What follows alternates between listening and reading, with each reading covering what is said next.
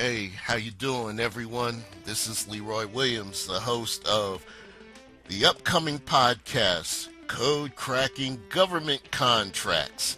I'm here to show you all a tutorial on how to navigate the government's main contractor database, which is known as the System for Award Management. It looks daunting and complicating, but it's not all that hard. I'm sorry, it looks daunting and complicated, but not all that hard to navigate. So if you'll give me a few minutes, I'll show you how to navigate. I have my own business, which is Kyash Corp. Doing business is Kyash Consulting, KYASH, which is a mashup of the names of my older two children, Kyle and Ashley, which is a company my wife and I created in New Jersey way back in 1999 as a publishing company, but then we saw the internet, so we put the entity on the shelf and dusted it off a few years ago as a possible government contracting firm. We haven't gotten any contracts as yet. Things happen that way. However, we are in the System for Award Management, and what I'm going to do here is kind of take you through my process. I'm already in the system, but it's time for me to update my Kyash's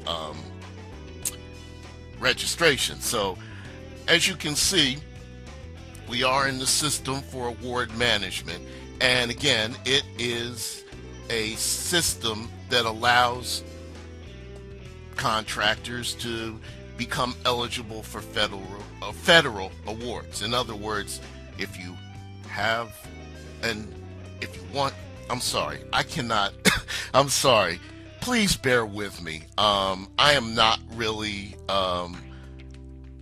polished at this, and I don't feel like spending a whole lot of time editing my voice. So if I make a mistake or two or have to correct myself, please bear with me. Okay. It says here for my little script that to be eligible for a federal award, you must have an active SAM registration. And if you have existing awards within the government, you must renew your SAM registration annually to ensure continued payments. So, let's get started here. You have your home page. We're at the home page of the System for Award Management right now. Search records, data access, check status, about, and help. And you can start by creating a user account, which I've already done. You can register the entity and you can search your records, okay? As you can see, I have a username and a password, which I just updated. So what we're going to do is log in, and there it returns a page stating the terms and conditions. Of course, you can scroll at your leisure and read that stuff. I already know what's in there, so I'm just going to accept them. Okay, as you can see, it says, "Welcome, Leroy Williams." See, Sam knows me. So what I'm going to do here is just show you real quick my user roles. And in other words, if you have a large company, you can go in here and click on My Roles. And here is Kyash Corp. Here's the entity, and I'll click on that. And I right now am the entity administrator. I have an approved status, but there are other user roles that you can dole out within among individuals within your company. You have your reporter, entity registration viewer, etc. And I've inherited a couple of roles here, but I can also dole these roles out. So as you can see, there's Kyash Corp. I also have what's known as a DUNS number.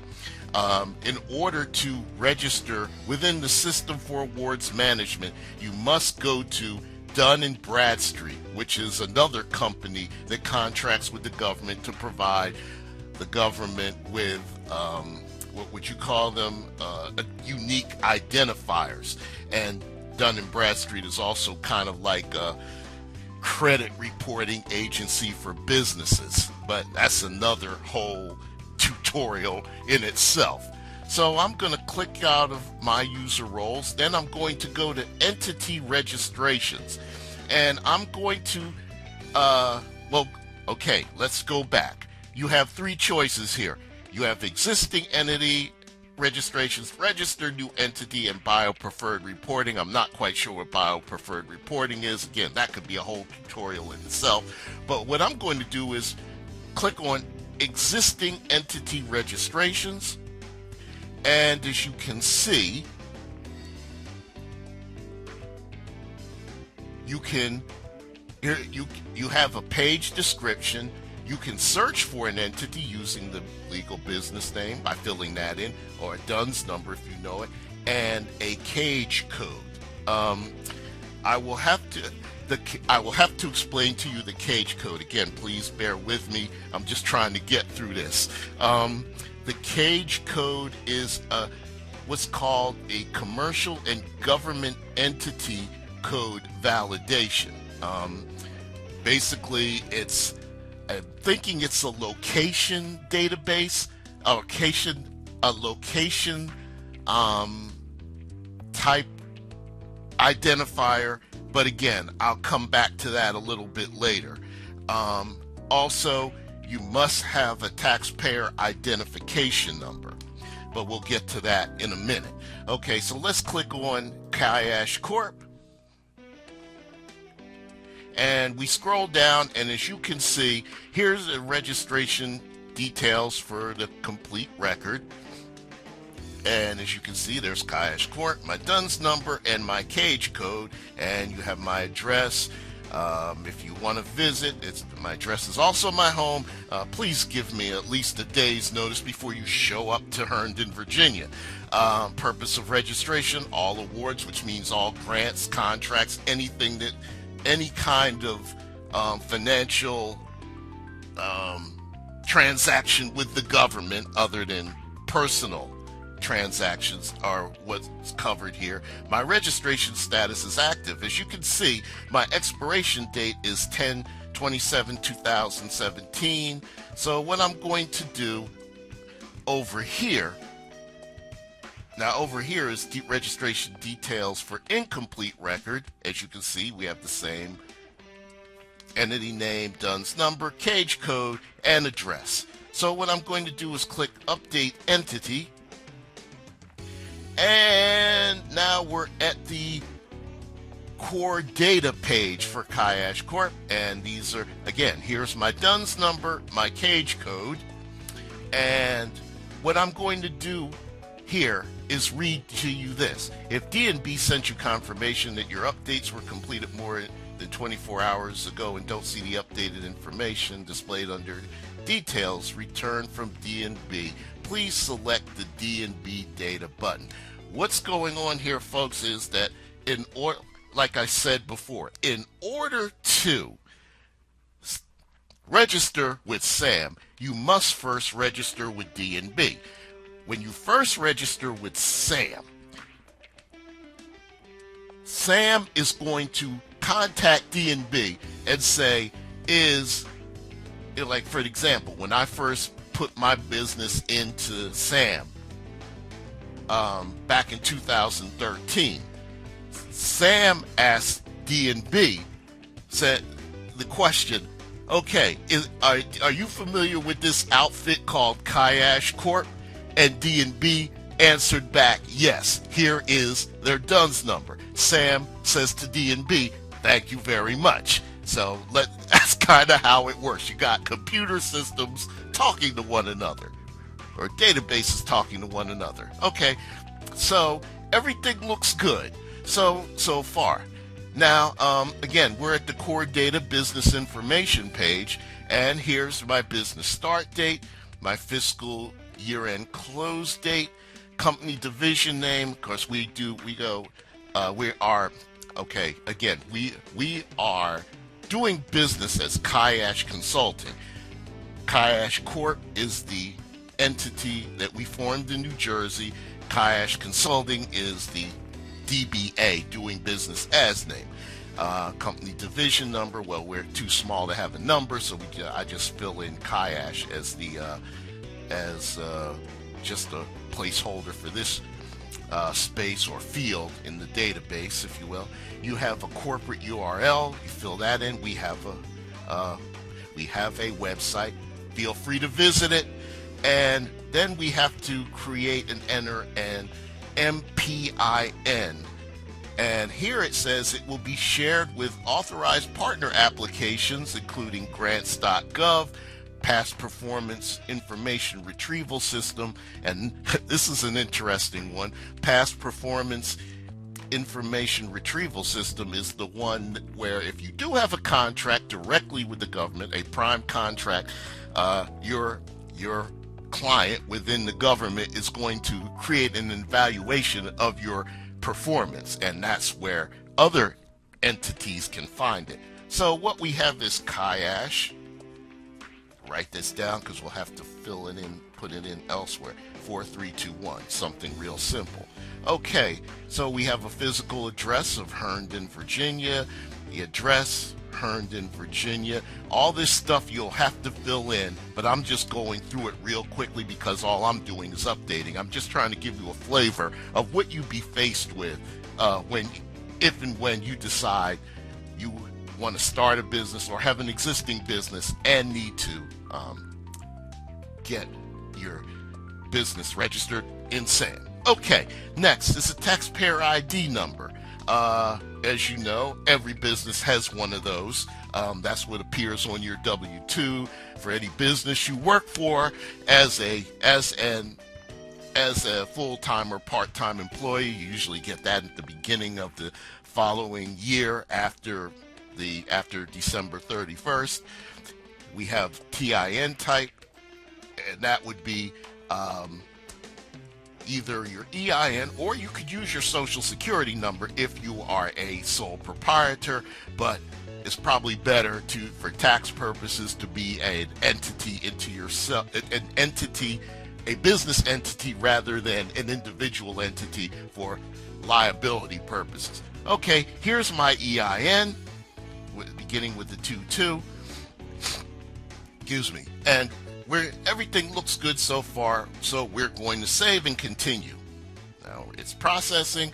Okay, what's going to happen here is we're still in core data. Now we're at something called IRS consent, and this is basically a consent to disclosure of tax information. By entering my marketing partner identification number, which is MPIN, I hereby authorize the IRS to validate and disclose to the officers and employees of the System of Award Management Program Office whether the name and or name control and taxpayer identification number provided for this registration matches or does not match the name and or control of the TIN maintained in the IRS files for Kyash Corp in the most current tax year reported. Okay, so that's a lot of gobbledygook. Unfortunately, this is the kind of stuff I do for a living, having to read through a whole bunch of gobbledygook within requests for proposals to figure out what the government agency really wants. And the reason for all that gobbledygook is laws and then regulations require it. So let's keep going. So we're also a taxpayer, Kyash Corp. Now, we haven't paid any taxes because we haven't had any business. If you know of a company, by the way, that needs a subcontractor that does technical writing and or some IT support, that would be us. Keep us in mind. Okay, here we go. So here's my taxpayer address, and here's most recent tax year. Again, we hadn't really filled out any tax return forms since 2000 at all because we haven't had any revenue. So again, the name of it in the individual executing consent would be me, Leroy Williams Jr. Title, Vice President, which in this case is just the title. So what we're going to do here is enter. Now we're finally going to enter something. And again, bear with me. And if you would like, please you're going to see this recorded so you can scroll through if you're bored with me stumbling over things, okay? If you find that off-putting, and if you do, I'm sorry.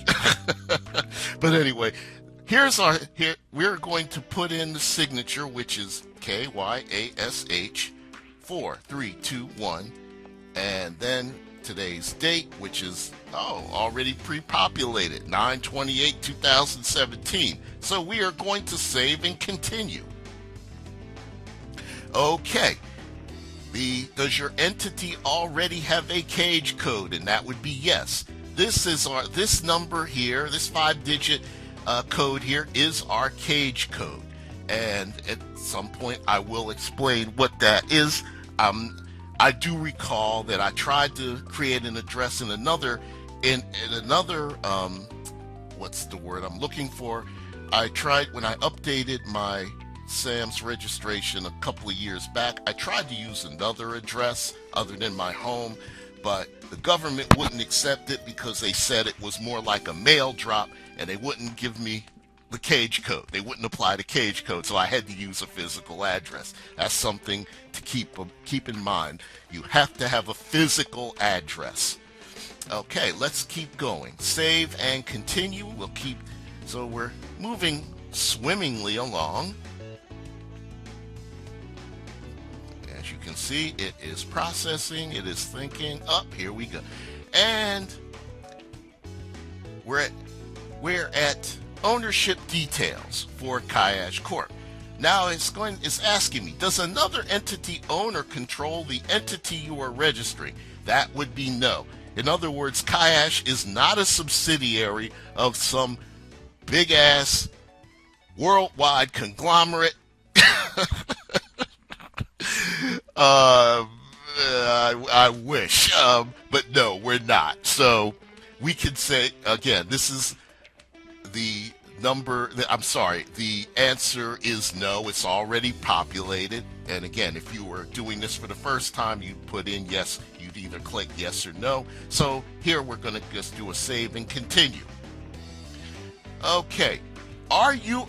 Here's another question. Predecessor details. It asks, are you a successor to a predecessor that held a federal contractor or grant within the last 3 years? Again, I wish, but that answer is no. Still no. So we can leave that alone and hit save and continue. Okay, we are at general information. Again, here's Kyash Corp, our DUNS number, our cage code. Now, we have filled in country of incorporation, United States, state of incorporation, New Jersey. Company security level, let me take a look at that. That right now would be not applicable. Oh, you can see here we have a listing, a drop-down box of the various levels of security clearance for the company. That would be not applicable because we do not have a security clearance. Highest employee security level, please select a value. Again, for us, that would be not applicable. Hold on, let me go back to, okay, government non-classified. That might be the best one to use. I'm sorry. And highest security level, okay, government non-classified for right now. It says here you have categorized your entity as business or organization. Does your entity qualify as one of the following institution types? So we're going to hit this drop-down box.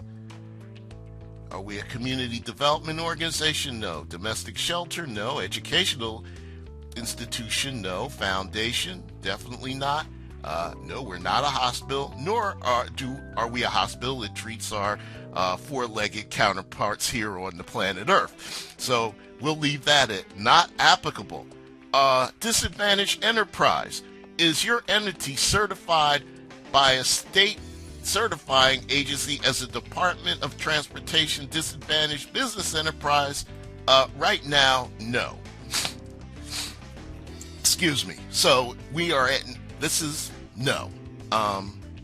So now the next question, Native American entity type. Is your organization a federally recognized Native American entity? Choose all that apply. Alaskan Native corporation owned firm, no. American Indian owned, that would be no. Indian tribe, federally recognized, would be no. Native Hawaiian organization owned firm, no. Tribally owned firm, no. So Kyash Corp is none of those, seeing that Leroy and Kathy, who created this company, are not Alaska Natives. We're not American Indian, nor are we Native Hawaiian. We are African American. Okay, so we'll leave all those blank. Excuse me. Okay, organization factors. Do one or more of these organization factors apply to your entity? If none of these apply, select not applicable. If you are a manufacturer of goods, you may make one other selection. At first, select manufacturer of goods, then another drop-down box will display for your next selection. So in other words, if you're a manufacturer, you would get another drop-down box. So basically,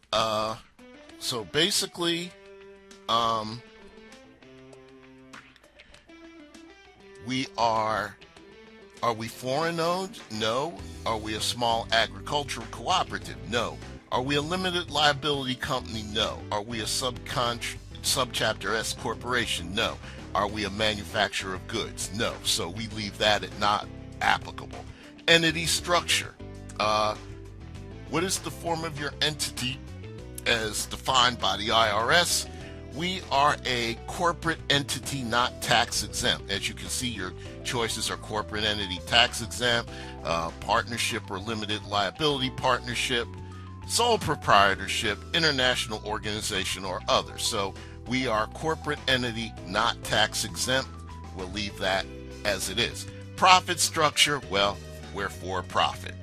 You have nonprofit or other not-for-profit organization as your choices. So we are still a for-profit organization that, once we start, getting business, obviously, hopefully we'll be making profits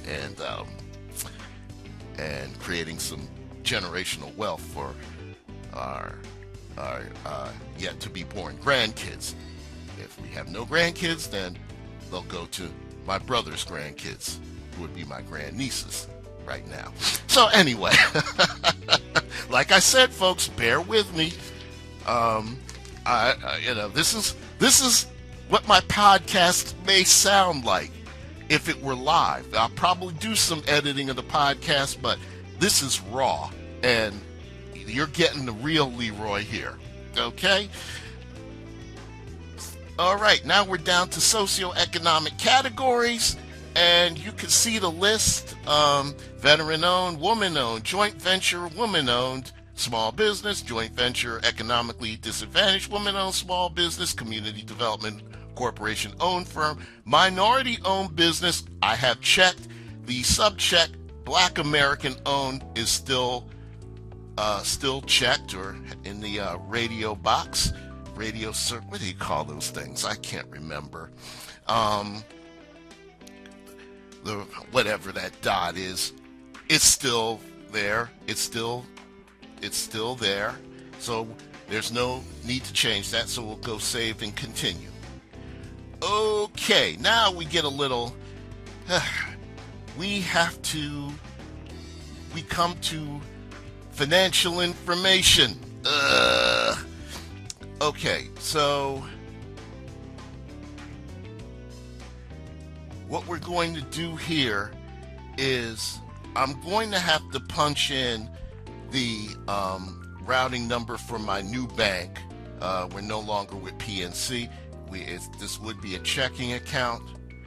So I'm going to type in these numbers and going to see how this will probably, the only editing we probably will do is covering all this up, because this is sensitive information, and of course, unless you want to deposit some money into this business account, if you want to use this data to deposit some money, we'll gladly take that.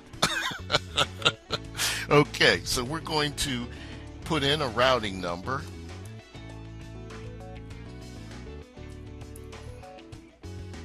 Okay, hold on. Okay.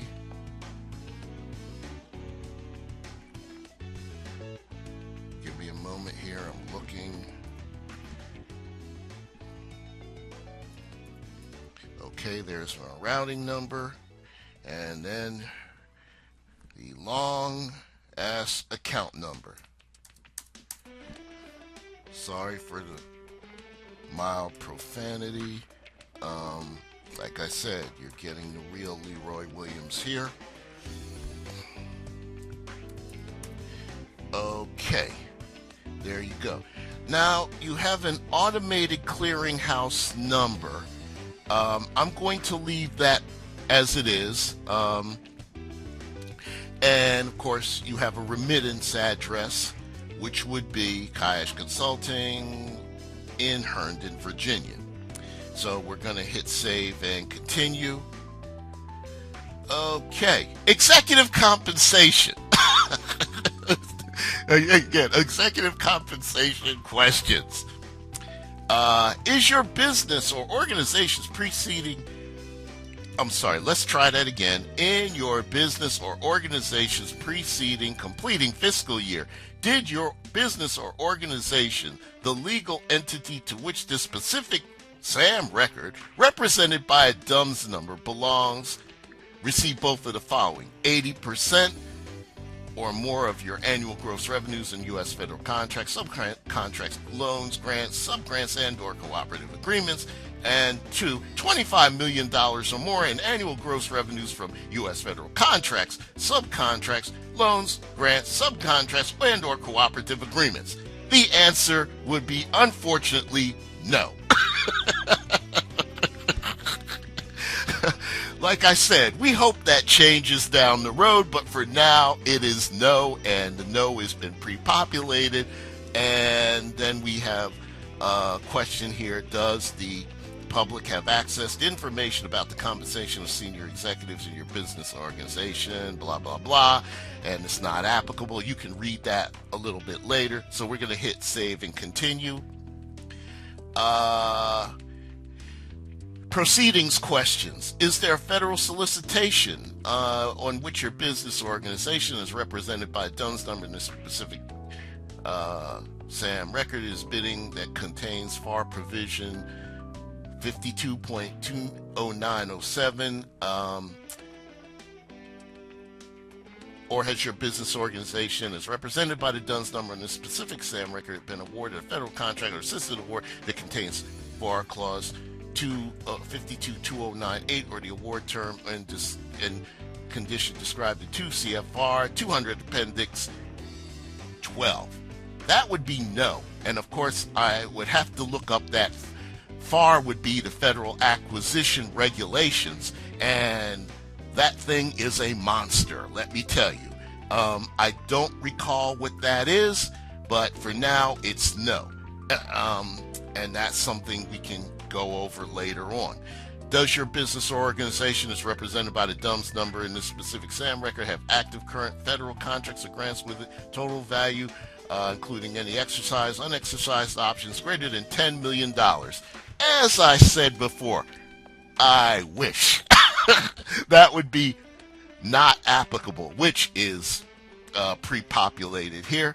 And then another question: within the last 5 years, has the business or organization represented by the DUNS number in this specific SAM record and or any of its principles in connection with the award to or performance by the business or organization of a federal contract or grant been the subject of a state, federal, or state criminal proceeding resulting in a conviction or other acknowledgement of fault, civil proceeding resulting in a finding of fault with a monetary fine, penalty, reimbursement, restitution, and or damages greater than $5,000, or other acknowledgement of fault and or administrative proceeding resulting in a finding of fault with either a monetary fine or penalty greater than $5,000, or reimbursement, restitution, or damages greater than $100,000 or other acknowledgement of fault?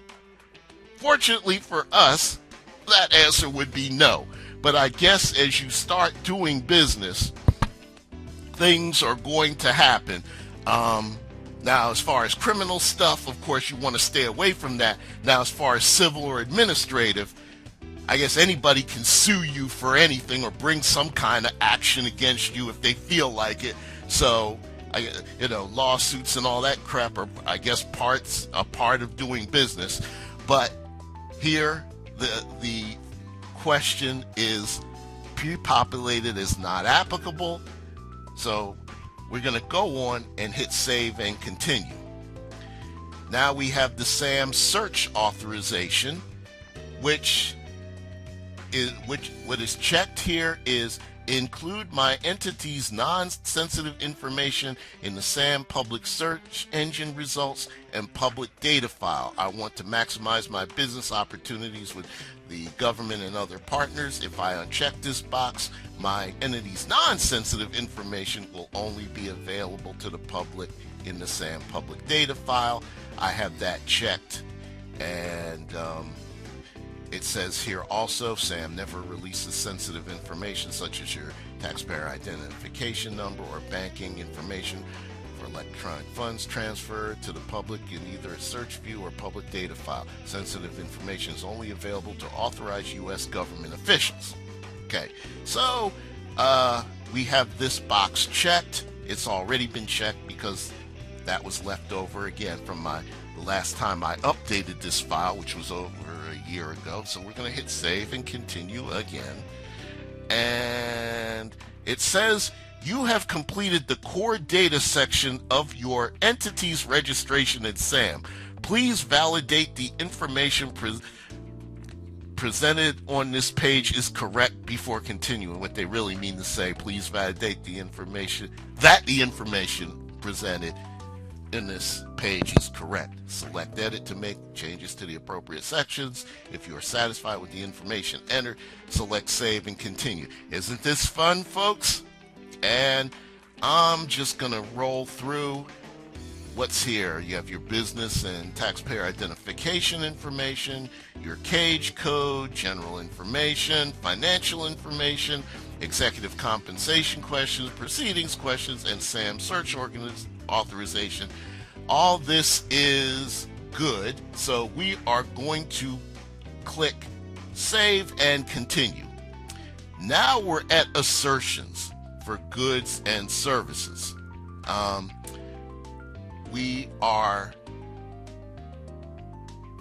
Let's see, it says here, please describe the goods and services your entity provides by selecting relevant North American Industry Classification System or NAICS codes.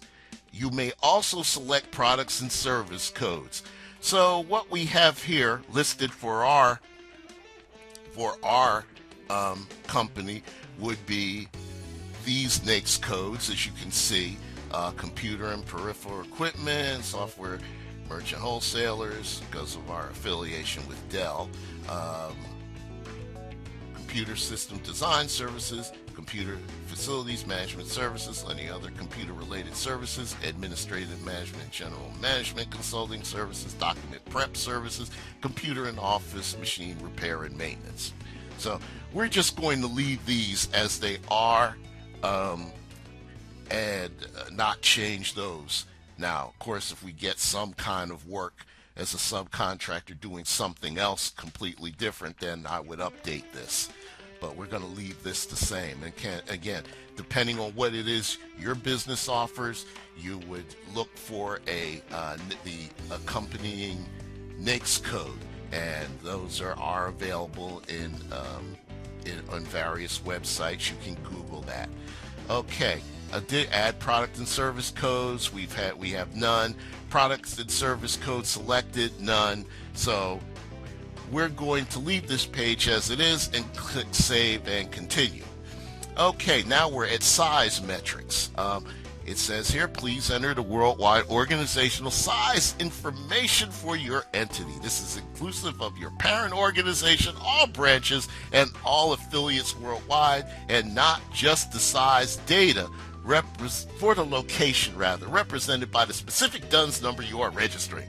The worldwide size metrics you will enter here will be used to calculate your small business size status, represented by the NAICS code on the Small Business Administration SBA table of size standard. Mandatory fields are marked with an asterisk or star symbol. Complete all mandatory fields before continuing to the next page. So what we did here was we had a little bit of business, so we put in $433 for our total receipts. Average number of employees for 12 months, we just put in 1. For the location, which is optional, we just left those blank. Now again, if your business is much bigger, obviously you would need to look at your books and put in probably what would be a much larger number. Again, if our business were this big, we would probably put in a much larger number.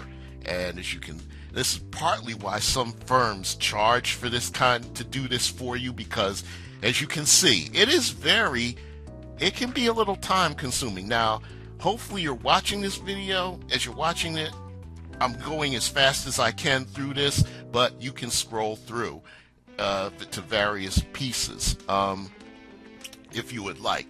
But this video is going to be totally unedited. I'm just going to show you everything. And again, you're seeing the real Leroy as he's doing this. So let's hit save and continue. Okay, your entity's EDI, electronic data interchange information. The system defaults to no for this question. So do you wish to enter EDI information for your non-government entity, since we're not a non-government? No, we don't have EDI, so we're just going to leave that as no. If we did push in yes, then we'd have to fill in all these fields. So we are going to leave that as no. Okay, we're at disaster response information. Do you wish to be included in the disaster response registry? We're going to say no, because we're not. This is more like construction, if you will, and of course you need bonding, which is sort of insurance against you screwing up on a job, and your client has to find somebody else. I've seen them in the past, they're called bid bonds. I've had to include many a bid bond with a proposal, especially when I worked at the environmental company in New Jersey about 10 years ago. So anyway, here's the bonding level, and you've got all these fields, they're blank for us. Geographic area served, again, we've kind of left this one blank, and we're just going to hit save and continue. All right, so now we're going to go back and review what are our assertions. Here's our DUNS number, our DMB legal business name, the NAICS code selected, our size metrics, EDI information, and disaster response information. It all looks good, and we're going to hit save and continue. Okay, now we're at representations and certifications. This is the really fun part, where you have to represent and certify various regulations in order to do business with our federal government. And the first question here is, who are the persons within Kyash Corp responsible for determining prices offered within bids or proposals under FAR 52.203.2? I guess that would be me, Leroy Williams Jr., and here's my name and title, and that's been pre-populated. Then, does Kyash Corp have other plants, facilities at different addresses routinely used to perform on contracts? Right now, no. Although we are registered or incorporated in the state of New Jersey. We are also authorized right now to do business within the Commonwealth of Virginia, but we're going to just leave that as this question as no. TIN is on file, so there's nothing to, that's just an assertion. And for products designated by the Environmental Protection Agency and provided by Kyash Corp, does the percentage of recovered material content meet the applicable EPA guidelines? And let's see. Please select a value. Yes, no. Vendor will provide information with specific offers. So if we ever, put in a bid, this is something we would have to include. But for now, we'll just leave it at vendor will provide information with our specific bids or offers to the government. In other words, if we submit a bid, we'll talk about that then. So we'll hit save and continue. Okay, FAR Response 2, Federal Acquisition Regulation Response 2. Please answer the following questions related to the Federal Acquisition Regulation. There are 4 pages of questions. This is the second. Each question is designed to complete a specific FAR provision. The direct link to each provision follows the question. Selecting the FAR reference will open a new window and take you to the full text of the provision. All questions are mandatory. You will review your answers in the context of the FAR provisions at the end of this section. What's happening here, folks, is with each proposal, in the past, with each proposal, you had to sort of check off these representations and certifications with each, bid you submitted. What SAM basically does is have you do it once, and then when you bid to the government, you can say, hey, all this stuff is in SAM. Everything, all our response to your reps and certs questions within this request for proposals is already in your central database, SAM, and you'll be able, there'll be a choice, if you will, in the RFP allowing you to state that. So anyway, we're going to keep going. Basically, we're basically saying that your company meets the federal acquisition regulations. Say, like I said, this ain't no joke. Okay, let's go to number 5. Is Kyash Corp a small business concern that wishes to be considered for status as a surplus labor area? And this deals with this FAR number. I put down no. Okay. Is Kyash Corp owned or controlled by a common parent that files its federal tax returns on a consolidated basis? Like I said, I wish that we have no. If the answer were yes, then we would be able to fill in these fields, company name and TIN, for our common parent or a parent. Our record indicates there's active exclusion for Kyash Corp. Are there any of Kyash Corp or its principals currently debarred, suspended, proposed for debarment, or declared ineligible for the awards of contracts by any federal agency? Thank God, no. You really don't want to be disbarred, suspended, proposed for disbarment, or otherwise declared ineligible. That would probably be a whole nother podcast in itself, because there are companies out there that get debarred for doing, running afoul of the regulations, because, government doesn't particularly care for that. So we have answered no.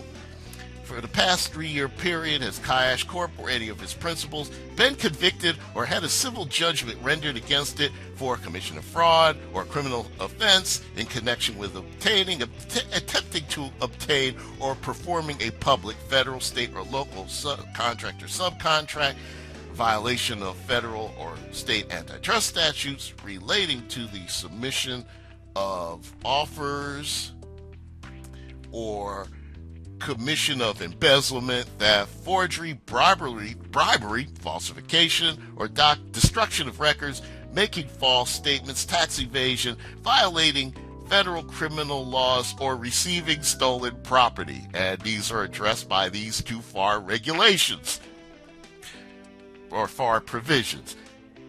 We can easily answer no. See, isn't this fun, folks? Okay, in the last 3 years, has Kyash Corp been notified of any federal delinquent taxes in an amount that exceeds $3,500 for which liability remains unsatisfied? Thank God, no. Okay, here are the two FAR provisions that are addressed, that this question addresses. 9, is Kyash Corp or any of its principals presently indicted for or otherwise criminally or civilly charged by a governmental entity with commission of any of the offenses enumerated in question 8? No. Within the past 3 years, has Kyash been terminated for cause or default? No. This is so much fun. Please list the name of any HubZones businesses participating in a HubZone joint venture with Kyash Corp. HubZone the HubZone refers to historically underutilized business zones. These are businesses which generally are in the hood, as we like to call them, or in rural areas, although I know of HubZones that show up in surprising places like K Street in downtown Washington. Trust me on that, because I've worked with a company that was talking about working with one, and when I saw their address, K Street, HubZone, but yeah, they show up in some surprising places, and that's an SBA determination based on census data, and it probably changes like every 10 years. So, but that's a HubZone, and HubZones have some incredible regulations as well, and that's another podcast topic. Okay, let's continue. If there are any, going back to 11. I'm sorry, we checked none because we're not participating in any joint ventures. If there are any small disadvantaged businesses participating in a joint venture with Kyash Corp, please list the names. Of course, we check none. Our records indicate that Kyash Corp is not participating in a small business joint venture, so we leave that alone. The government's basically saying, yeah, we don't see you participating in such a joint venture, so that's an assertion on their part. Our records indicate that Kyash Corp is not participating in an economically disadvantaged women-owned small business joint venture. Okay, and now that's another question we don't have to answer. And here's number 15. We've just gone through 11, 12, 13, 14. Now we're up to 15. Does Kyash Corp provide any data to the government that qualifies as limited rights data or restricted computer data? We just left that as no. Okay, so we're going to hit save and continue.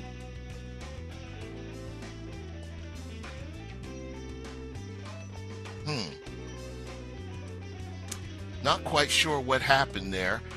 We're back to the login page, so we're going to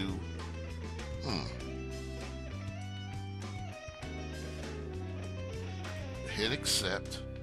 Let's go back to entity registrations, existing entity.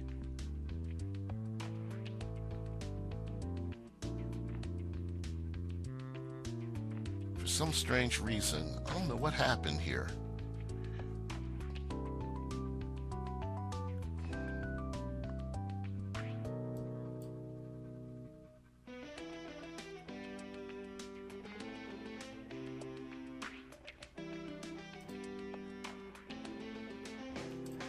Let's go through these again. I might have to edit this a little bit later on.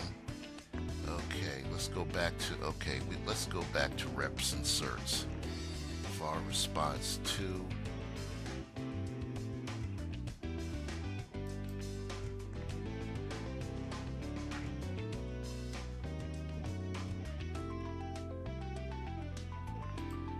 go back to reps and certs.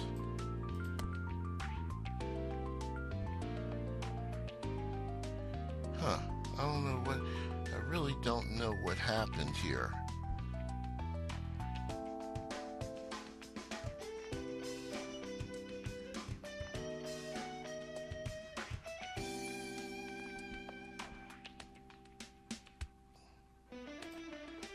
Let's go back. Let's go back through this real quickly.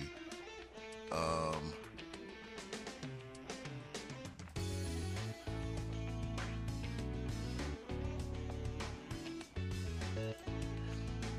we'll probably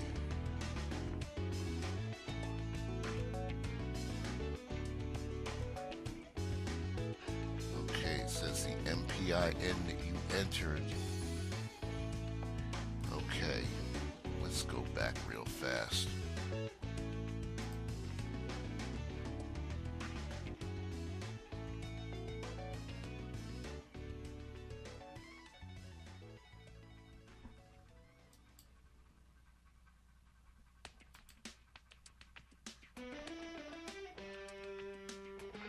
Kyash 4321, okay. Hit save and continue.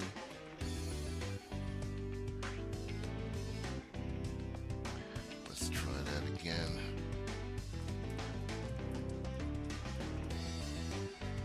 Okay. And hit save and continue. Okay. Let's hit save and continue again. Sorry, folks. Like I said, I usually don't have a problem with this. I don't know what happened. Give me a moment. You can probably fast forward through this, because right now we're at reps and certs, and this thing is forcing me to go through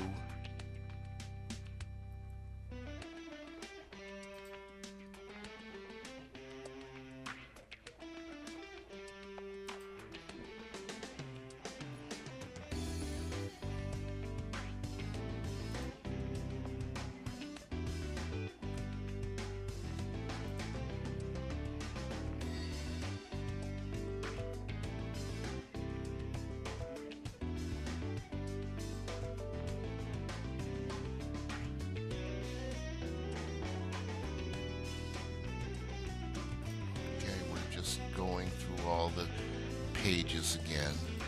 I apologize for this. I'll probably have to edit this out.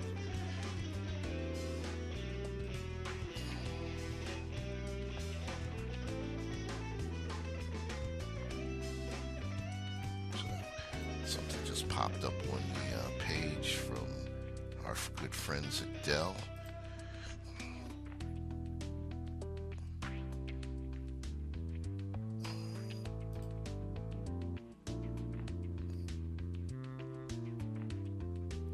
Okay, I think we're back to FAR response 2.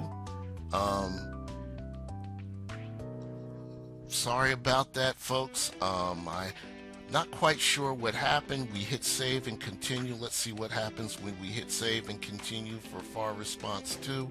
Okay, we're back to FAR response 3. For some strange reason, the system took us back to the initial page, the overview page, and I kind of had to kind of fast forward back through everything. Apparently I must have put in the wrong data. So anyway, that happens. Anyhow, let's keep going. All right, so it's asking, okay, here's FAR response 3. We're at question 16. Our records indicate that Kyash Corp is selected the structure of not tax exempt. That's okay. That's we don't have to change that. Are we a small disadvantaged business? And based on all these NAICS codes, we put in yes, and you saw a box pop up. Okay, 18 reserved. I'm not quite sure what that means. Does Kyash Corp deliver any end products? from the corresponding country of origin that are listed in the list of products requiring federal contractor certification as to forced or indentured child labor under Executive Order number 13126, that would be no.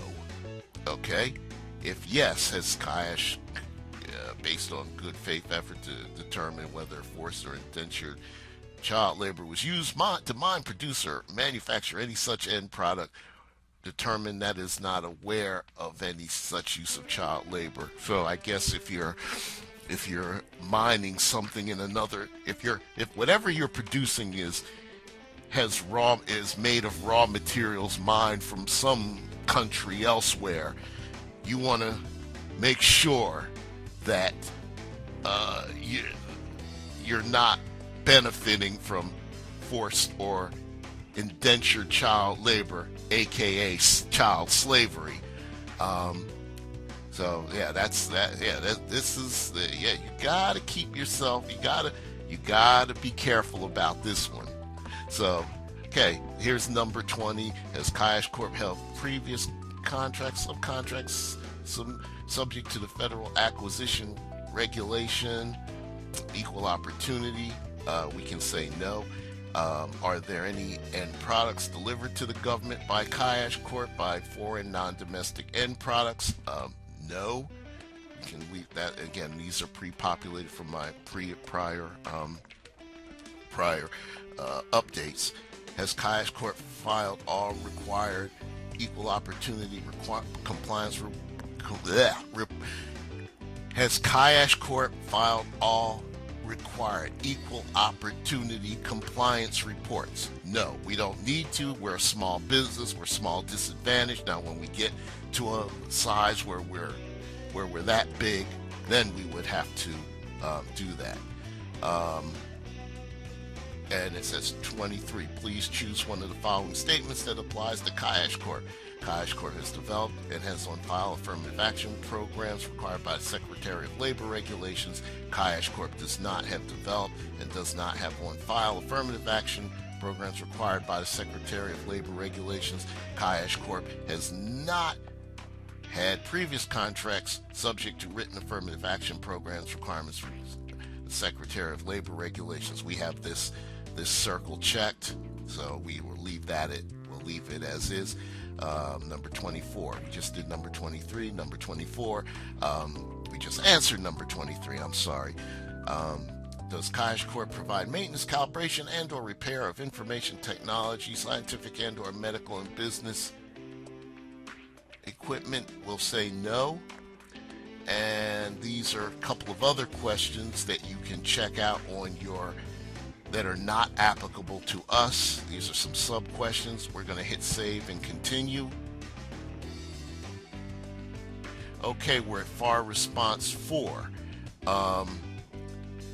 Does Kyash provide services as described in FAR 221003?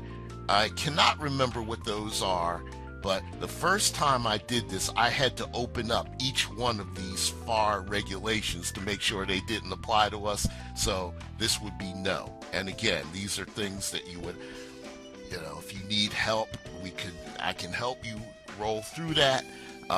If you're a small business, a lot of this stuff isn't going to apply, but if you're a large business, then you could probably afford to pay somebody to do all this for you. Okay, number 26, you have not entered any federal supply class for manufactured end products in the PSC list and assertion, so you're not required to answer this question. Wonderful. Is Kyash Corp an inverted domestic corporation? Lord, I can't remember what that is, but that's something we can look up. I can't remember what an inverted domestic corporation is. I'm sorry, but we have no. Is Kyash a subsidiary of an inverted domestic corporation? No. Let's look up inverted domestic real quick.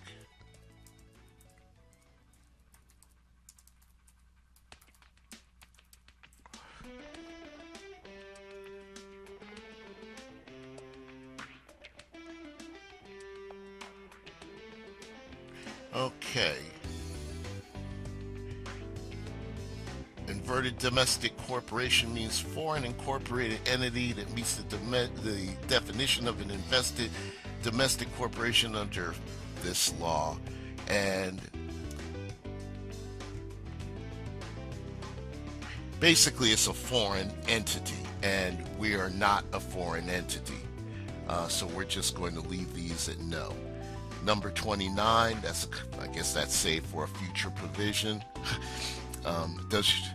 Number 30, does your entity have any unpaid federal tax liability that has been assessed, for which all judicial and administrative remedies have been exhausted or have lapsed, and that is not being paid in a timely manner pursuant to an agreement with the authority for collecting the tax liability? We have no.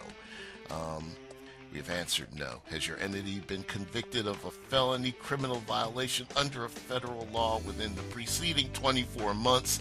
Thank God, no.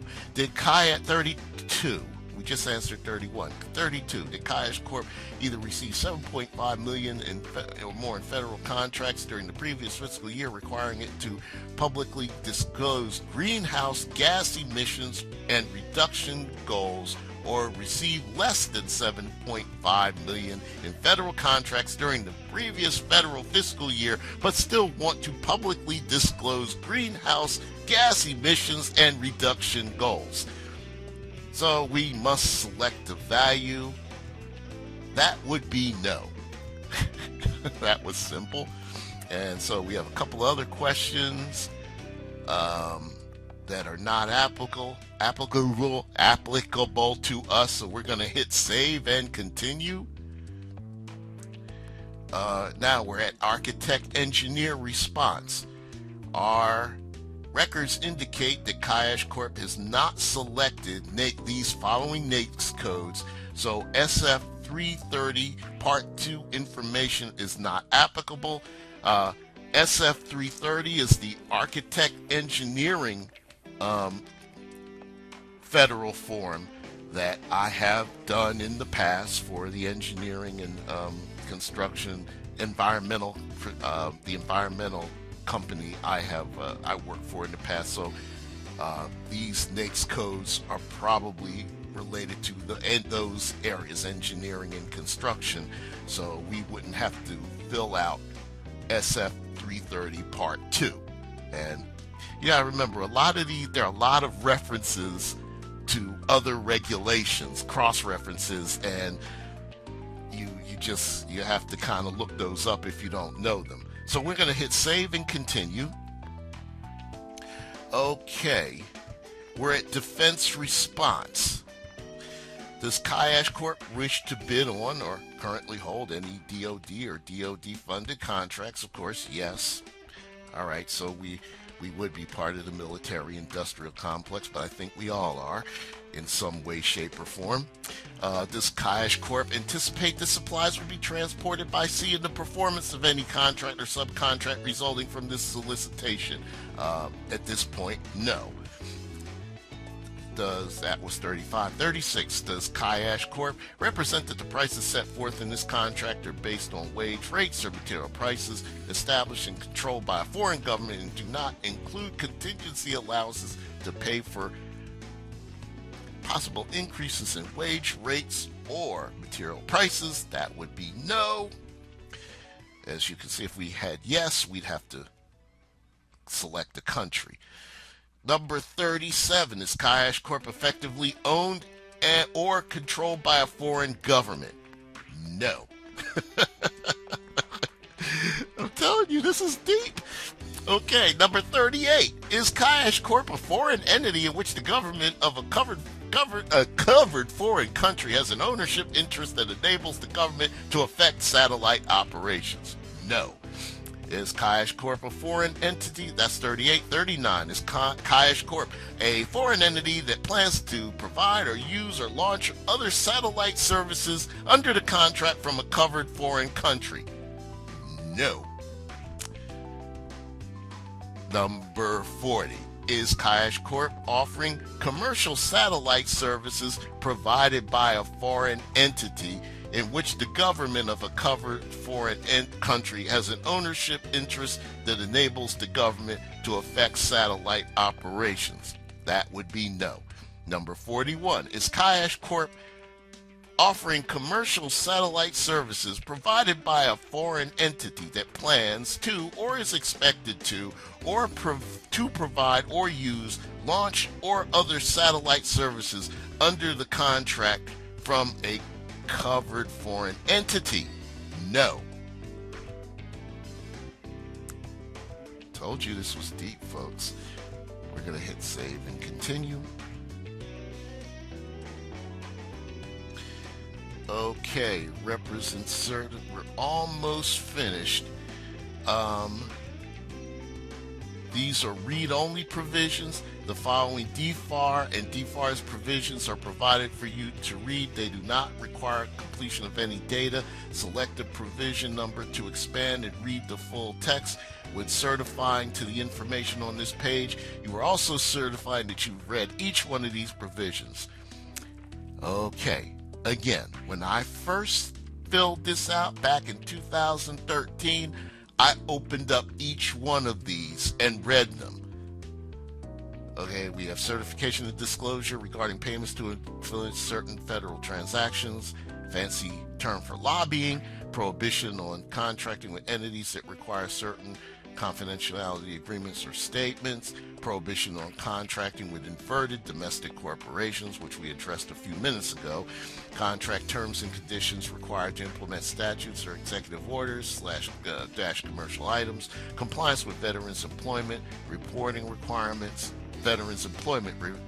reporting requirements, combating trafficking in persons, slavery, certification regarding trafficking in persons compliance plan, bio-based product certification, prohibition on conducting restricted business operations in Sudan, prohibition on contracting with entities engaging in certain activities or transactions related to Iran, representation and certifications, royalty information, Reserve Officer Training Corps and military recruiting on campus, representation regarding combating trafficking in persons.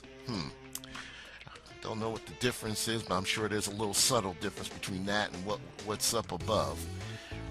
Report of intended performance outside the United States and Canada, submission with offer. Secondary Arab boycott of Israel. Authorization to perform. Disclosure of ownership or control by the government of a country that is a state sponsor of terrorism. Okay. Tax exemptions, Italy, representation. Tax exemptions, Spain, representation. Special construction and equipment charges. Transportation of supplies by sea, alternate 1 and 2. These are now user-completed provisions. The FAR and DFAR's provisions shown below have been populated on data you provided earlier in your registration. Please open and review each provision before you proceed from this page. If you need to correct any data, a link will be provided to the relevant page for editing. None of this has changed. In my opinion, I'm not going to open that up for now because this tutorial has gone a little long already. As you can see, there are quite a few more, and I'm just going to kind of scroll up slowly so you can see them. I'm not going to read them, but we can just check off here that I've read each of the DFAR and FAR provisions presented on this page. I have read them in the past. Nothing's changed. And yeah, nothing has changed at all. So I'm going to check this and hit save and continue. Now we have our mandatory, our points of contact, and here's my name and my email address, phone number, same again. My name and email address under accounts receivable.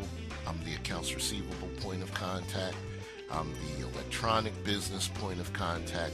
I'm the government business point of contact. So I can hit save and continue.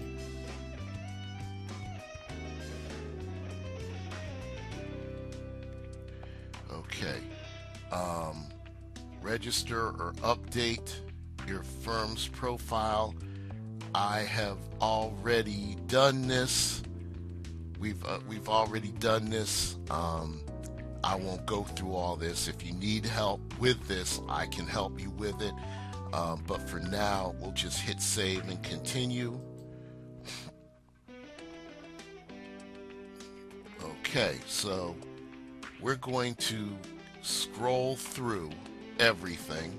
Business TIN information, general information, financial information, executive compensation questions, proceeding questions, assertions, size metrics, EDI information, disaster response information, representations and certifications. Scroll through all those. Mandatory points of contact, alternate points of contact. We have my son, Kyle. He's the government business alternate point of contact. We have a past performance point of contact, and Kyle would be the past performance alternate point of contact. Kyle's the electronic business alternate point of contact. We'd already put him in. So now we're at the almost at the end. By submitting this registration, you are certifying the information is correct and complete. Knowingly providing false or misleading information may result in criminal prosecution under Section 1001, Title 18 of the United States Code. Criminal penalties could include imposition of a fine, imprisonment, or both. You may be subject to other penalties as well, including but not limited to administrative remedies such as suspension and debarment, ineligibility to participate in programs conducted under the authority of the Small Business Act, or civil liability under the False Claims Act. Now, with all this regulation, you wonder why businesses want to do business with the government, but it's a lot, but the rewards can be great. So we're going to hit submit. It is processing. And we get a confirmation page. Congratulations, you have completed the registration of your entity. Print the summary button below to be directed to the entity record page of the entity dashboard. This page will allow you to save and print a copy of the completed registration for your records. So now, what happens next? Well, first of all, I have been successful in completing the updated registration of Kyash Corp. And what will happen? Let's see. We will, okay, I have an instructions page that you can't see. It says complete your registration update by following the on-screen instructions.